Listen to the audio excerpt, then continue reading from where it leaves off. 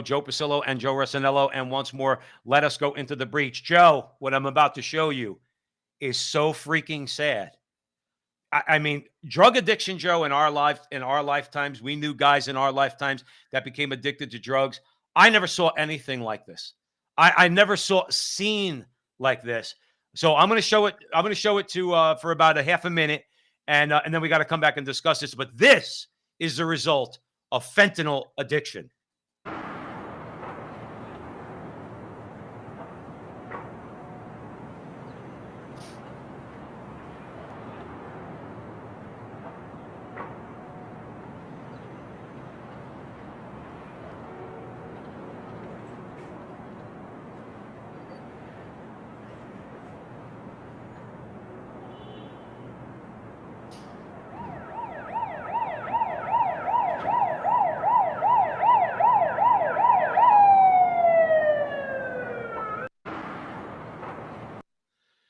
Joe Rossinello, help me because I swear to God, okay, that the people that are responsible for this, um, the anger that it arouses in me makes me have thoughts that I really don't like because I don't like to see this this type of despair, this type of this tragic outcome to this curse of drugs. And I can't stand people, Joe, that want to legalize drugs on any level. I really don't. I don't care if it's marijuana, cocaine. I don't care if it's fentanyl. I don't care what it is. Okay. Because inevitably, this is the result. I don't care what they say. Joe, help me, please. It's just sad. I mean, like, and here's another thing. I mean, I could just use New York City as an example. In the last 3 years, I go into New York for work. It's gotten worse. I've seen, in fact, yesterday I saw someone smoking cocaine publicly in a glass pipe on the Good. street. Not the first time. Um, Again, not to get overtly political, but under progressive governance, it's gotten worse Right. in big cities. And the fentanyl is coming in from the border, south of the border. What are we doing about it? It's destroying our culture. It's destroying our country. It's Right. destroying these people. These people are as good as dead. Right. In plain English, they're walking dead. And here's another thing, it's in places where years ago it wasn't really existing. Like, I know someone in the town I grew up with, a guy I commute with into New York City, his daughter's boyfriend and their family owns a very lucrative construction company in an upper middle class town in New Jersey, died of a heroin overdose. Right. That didn't happen. And it's happening everywhere.